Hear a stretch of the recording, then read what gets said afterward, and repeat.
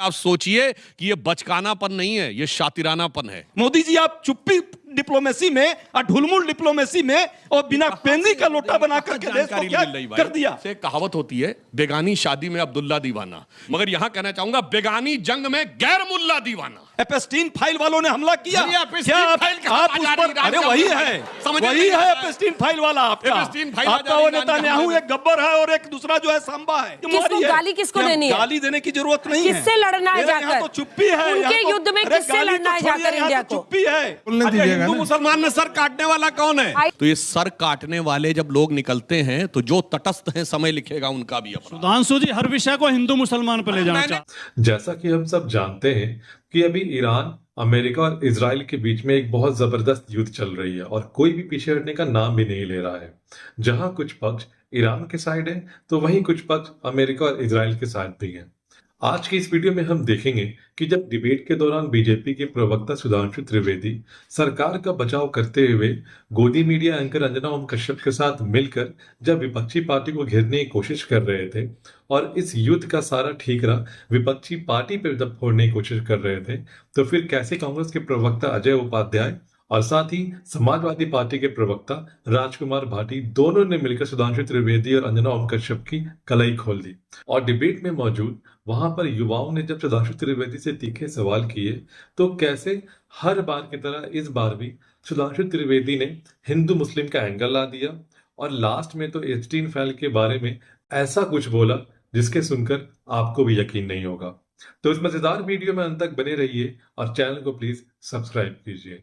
ये टीवी वाले भाई एक्शन। सुधांशु त्रिवेदी जी, देखिए पूरा विपक्ष इसी बात पर शुरू से लेकर आज तक आपको टोक रहा है कि भाई आप स्टैंड क्यों नहीं ले रहे हैं। कब तक भारत 14वां दिन युद्ध का हो गया है, ईरान खाड़ी देशों पर हमला कर रहा है, हमने उस पर निंदा में हस्ताक्षर कर दिया है यूएन की रिपोर्ट में 135 देशों के साथ, लेकिन हम खड़े कहां हैं और कब तक हम ये डिप्लोमेटिक साइलेंस इस पर बरकरार रखेंगे। भारत का सबसे बड़ा ट्रेड पार्टनर कौन है दुनिया में इस समय? सबसे ज्यादा व्यापार जिस देश होता है अमेरिका, अमेरिका से लड़ा दो।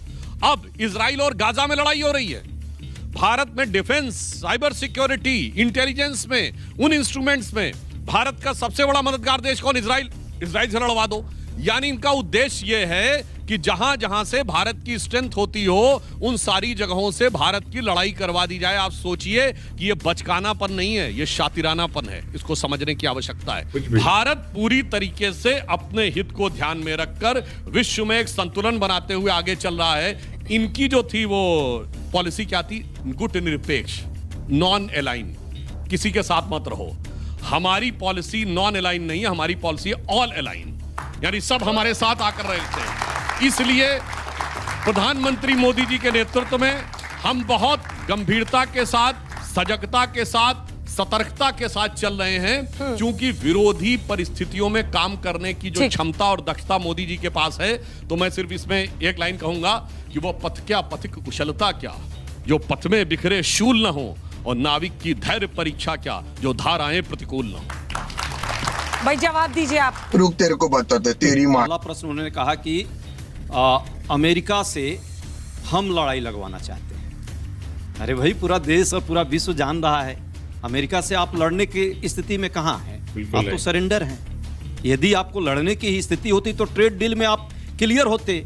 आप एक तरफा अंतरिम जो एग्रीमेंट हुआ है वो आप करते ही नहीं, क्योंकि देश के आम लोगों के विरुद्ध है। सच्चाई यह है कि आप अमेरिका से लड़ नहीं सकते, क्योंकि एप्स्टीन फाइल कहीं ना कहीं आपके लिए बाधक है। ये सच्चाई है, पूरा विश्व देख रहा है। और ये लड़ाई ही एप्स्टीन फाइल वालों बनाम रूल ऑफ लॉ जो विश्व में चलना चाहिए, कैसी व्यवस्था विश्व में होनी चाहिए, उसके बीच लड़ाई चल रही है। तो आप किसके साथ है पूरा विश्व जानता है। पता है कि विपक्ष जब कहता है तो आपको दिक्कत होती है, लेकिन जब अमेरिका का चाचा ट्रंप इनको कहता है तो इनको वो बात मान लेते हैं। ये रसा से तेल लेने की बात आई, हाँ ले लो, नहीं लेने की बात आई, नहीं लो, 30 दिन के लिए लेना है, हाँ 30 दिन के लिए आप ले लो। ये सबने देख लिया कि जब वो छूट देता है तब इनको उसके बाद में इनको उसके मूल पर जाने की बात आती है। युद्ध पे आइए ना सर। हाँ, युद्ध पर ही आ रहा। मतलब अभी क्या करना चाहिए? इनको क्या करना चाहिए? अब है कि हम लोग डिप्लोमेसी में बहुत सारी चीजें पढ़ते हैं।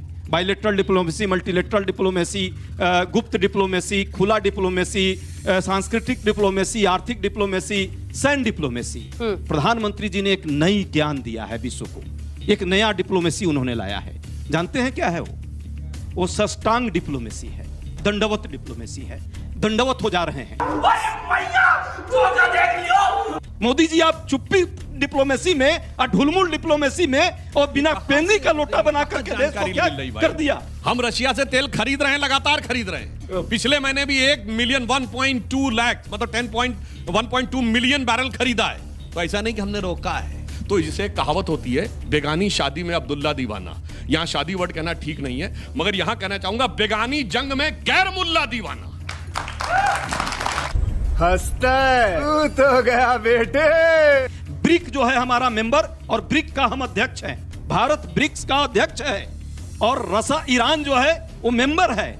उस पर अटैक हो रहा है, आपकी आवाज एक शब्द नहीं निकलती, सिर्फ चुप्पी। सिर्फ क्या बोलना है सर, क्या बोलना है? अरे भाई आपको सच के साथ तो खड़ा होना है। ईरान पर आक्रमण हुआ या हमला हुआ या नहीं? ईरान पर हमला हुआ, एपेस्टीन फाइल वालों ने हमला किया। क्या आप उस पर, अरे वही है एपेस्टीन फाइल वाला आपका वो नेतान्याहू एक गब्बर है और एक दूसरा जो है सांबा है, और ये विश्व के पूरे सिस्टम को चाहता है कंट्रोल करना। क्या भारत की ये जिम्मेवारी नहीं है? वैश्विक जिम्मेवारी है। गाली किसको देनी है? गाली देने की जरूरत नहीं है। किससे लड़ना है जाकर? तो चुप्पी है। उनके युद्ध में किससे लड़ना है जाकर इंडिया को? चुप्पी है। यही नहीं, अभी और सुनिए। माननीय मोदी जी ने क्या विपक्ष के साथ कोई मीटिंग रखी है? सबके सुझाव लिए हैं, जो विदेश के विशेषज्ञ हैं, जो वैदेशिक नीति के विशेषज्ञ हैं, युद्ध के विशेषज्ञ हैं। इस तरह जब संकट होता है तो हमारी सरकार एकदम किमकृतव्य विमूढ़ नजर आती है, जब कुछ करने की स्थिति में नजर नहीं आती है। बिल्कुल सही। आज हम इतने कमजोर नजर आ रहे हैं कि और तो धमकी छोड़ दीजिए आप। ईरान पे हमला हुआ, वेनेजुएला के राष्ट्रपति को उठा लिया गया, रशिया और यूक्रेन का युद्ध, उनमें बोलना तो छोड़ दीजिए। हमारा बार बार अपमान किया जा रहा, उसमें हमारी सरकार नहीं बोल रही। जब हम उसके साथ ऑपरेशन सिंदूर चला रहे थे पाकिस्तान के खिलाफ, तो ट्रंप घोषणा करते हैं कि मैंने सीज फायर करा दिया है। बार बार घोषणा करते हैं और इतने अपमानजनक शब्दों में करते हैं कि मैंने दोनों को धमकाया, मैंने भारत को धमकाया कि मैं व्यापार बंद कर दूंगा अगर तुमने सीज फायर नहीं किया। और हमारी सरकार एक शब्द नहीं बोलती कि ट्रंप झूठ बोल रहे हैं। ये कौन होते हैं हमारा सीज फायर कराने वाले? फिर एक हमारी ट्रेड डील होती है अमेरिका के साथ, उसकी घोषणा भी अमेरिका से की जाती है, सोशल मीडिया के द्वारा की जाती है। हमारे विदेश मंत्री को पता तक नहीं होता। मैं पूछूंगा ऐसा कैसे हुआ? ट्रंप कह रहे हैं बार बार कि हमने 30 दिन की अनुमति दे दी है रसिया से तेल खरीदने के लिए। जब रसिया अगर हमारा पुराना मित्र है, रसिया के साथ हमारे अच्छे संबंध रहे हैं, आप भी अभी खुद कह रहे थे कि सबसे अच्छा व्यापार हमारा रहा है, तो हम अमेरिका के दबाव में क्यों आ रहे थे कि हम रसिया से तेल नहीं खरीदेंगे? और हमने तेल खरीदना बंद कर दिया था, धीरे धीरे कम कर रहे थे। तो अब जब संकट आया है, अब रसिया ने भी मुंह मोड़ लिया। वरना जो आज संकट है देश में, खास तौर से जो रसोई गैस का संकट हो रहा है, ये ना होता अगर हमने इस तरह की, हमें जो है, मैं आखिर में दिनकर जी की वो पंक्ति बोल के कि समर शेष है नहीं पाप का भागी केवल व्याध, जो तटस्थ है समय लिखेगा उनके भी अपराध। इन्होंने दिनकर जी की पंक्ति बोली, व्याध का मतलब आप लोगों को पता है क्या होता है? कसाई, सर काटने वाला। तो ये सर काटने वाले जब लोग निकलते हैं तो जो तटस्थ हैं समय लिखेगा उनका भी अपराध। सुधांशु जी हर विषय को हिंदू मुसलमान पे ले जाना चाहते हैं। ये बहुत छोटी बात होगी वैदेशिक पकड़ लिया। जब विश्व की बात हो रही हो वहाँ भी आप हिंदू मुसलमान। चलिए जल्दी से। हिंदू मुसलमान में सर काटने वाला कौन है? कैसे बात को घुमाया जाता है। आप यहाँ पे सरेंडर का नहीं सिलेंडर का होना चाहिए। मेरा सवाल ये है कि यहाँ पे जितने प्रवक्ता हैं, एलपीजी की वजह से आप लोगों को कोई समस्या नहीं होगी। समस्या होगी तो किसान परिवार को होगी, वो मजदूर परिवार को होगी, वो सामान्य परिवार को होगी जो दिन भर का मजदूरी करके 500-600 रुपए कमाते हैं। सही बात। समस्या सिलेंडर से नहीं है, समस्या सिलेंडर से है। जो सरेंडर हो रहा है ना, यदि आपको सब ठीक था तो आप 60 रुपए क्यों बढ़ा दिए? अभी इससे एक मैसेज गया मार्केट में, फिर आपने 21 दिन को 25 दिन में कर दिया। इससे भी कहीं ना कहीं एक लोगों में हड़बड़ी पैदा हुई है। और जो बच्ची किसी ने कहा है यहाँ की कितने दिन का स्टोरेज है, एलपीजी का स्टोरेज भारत सरकार का अधिकृत बयान है और अधिकृत उनका है 3 सप्ताह का ही हमारे पास स्टोरेज का सिस्टम होता है। ऐसा नहीं है कि आप, हाँ तेल का है, लेकिन एलपीजी गैस का जो है वो 3 सप्ताह आपका स्टोरेज है। आप रहते तो क्या करते? नहीं, एकदम हम रहते तो ये युद्ध जब शुरुआत हुई थी तो हम अपना एगो मेडल लेने के चक्कर में जाके पीठ थपथपा के और ईरान के साथ दुश्मनी बेवजह नहीं ले लेते। हम चले गए 2 दिन पहले। आपको या तो कूटनीति समझ नहीं थी या आपको जानकारी नहीं थी कि इजराइल युद्ध करने वाला है। दोनों ही स्थिति भारत जैसे देश के लिए ठीक नहीं थी। दूसरी बात, सप्लाई चेन और जो आप अब लगा अधिनियम जो कर रहे हैं, स्पेशली लागू कर रहे हैं, राशनिंग कर रहे हैं, इसको हम पहले से इसके लिए सुरक्षा करते। सबको पता है 1.5 महीने 2 महीने से ये प्रॉब्लम चल रहा है वेस्ट एशिया का।